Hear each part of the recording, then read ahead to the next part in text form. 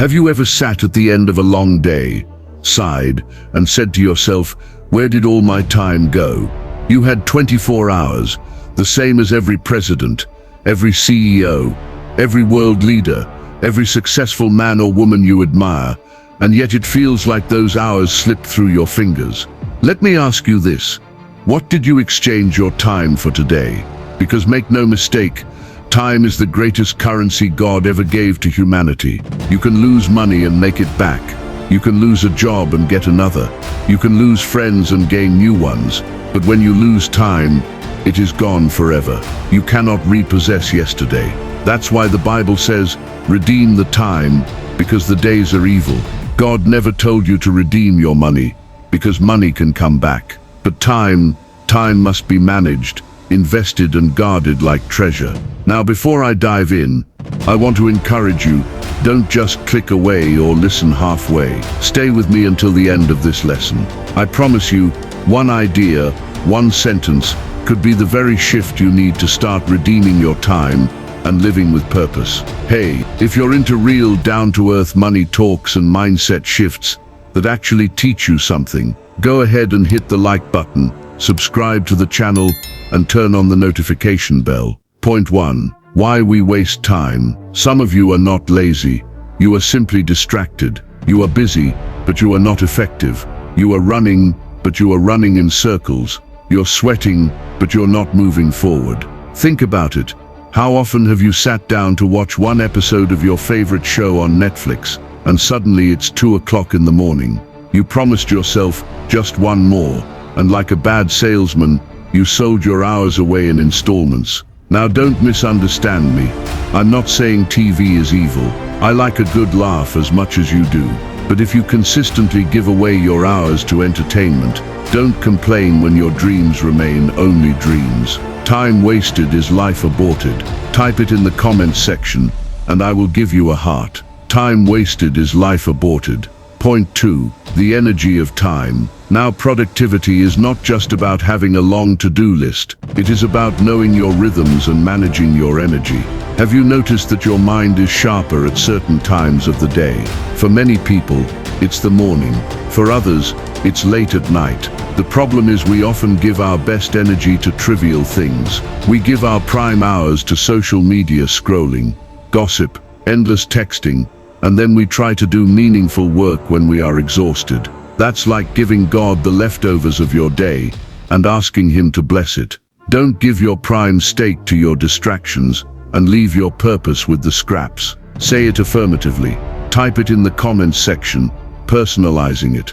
I will not give my prime steak to my distractions and leave my purpose with scraps, and I'll give you a heart. Point 3. The prison of procrastination.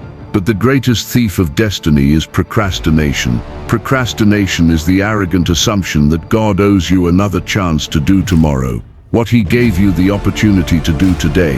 Some of you are waiting to feel motivated before you act. But motivation does not come before action, it comes after. You don't feel like exercising until you start exercising. You don't feel like writing the book until you start typing. Action births motivation. Others of you procrastinate because of fear. Fear of failure, fear of imperfection.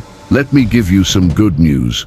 Nothing you do will ever be perfect. Only God is perfect. So stop waiting for perfect conditions. Stop saying, when I feel ready, when I have enough money, when the kids are older, when I retire. No, you will never have the perfect time. The only perfect time is now. Point 4. Living in the present with a vision for the future.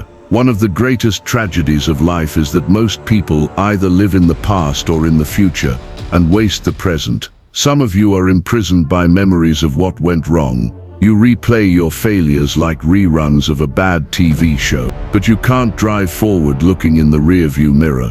Others live only in the future. One day, when I make more money, when I get married, when I move to a bigger house. You live in the land of someday, a land that doesn't exist on any map. But life is not lived in yesterday or tomorrow. Life is lived in today. Every day is a micro-life, a small piece of your entire lifetime. If you waste a day, You waste a life in miniature. So ask yourself, what am I doing with today? Not next week, not next year, today. Point 5. Practical keys for mastering your time. Let me make it practical for you. How do you redeem your time? 1. Clarify your priorities. Not everything that screams for your attention deserves your attention. Just because it's urgent doesn't mean it's important. Learn to distinguish between the two. 2. Create a simple system. Don't get lost in apps and tools. Sometimes the most powerful system is a pen, paper, and a clear plan. Write down your tasks. Put them in order. Cross them off when done. 3. Break big tasks into small steps. The reason you procrastinate is because the mountain looks too big. But if you climb it step by step, you'll surprise yourself at how much progress you can make. 4. Guard your energy. Do your most important work when your energy is highest. Don't waste your sharpest hours on trivialities. 5. Invest in relationships. Productivity is not just about getting things done. It's about living a balanced life. Spend time with your spouse, your children, your friends. At the end of your life, no one will ask how many emails you answered. They'll remember how you made them feel. Finally, remember this: time is life, and life is a gift from God. One day you and I will stand before Him, and He will not ask, how much money did you make? He will ask, what did you do with the time I gave you? So I leave you with this question: if today was your last day, would you be proud of how you spent it? Don't let your life be a series of tomorrows. Take control of your time. Redeem it. Use it wisely. Because when you master your time, you master your life. If this video brought you value or stirred something in you, give it a like. Subscribe and share it with someone who needs to hear this. Videos like this take weeks of research, writing, and care to create. Don't just watch and go away. Drop your thoughts in the comments section. I'd love to hear what stuck with you the most.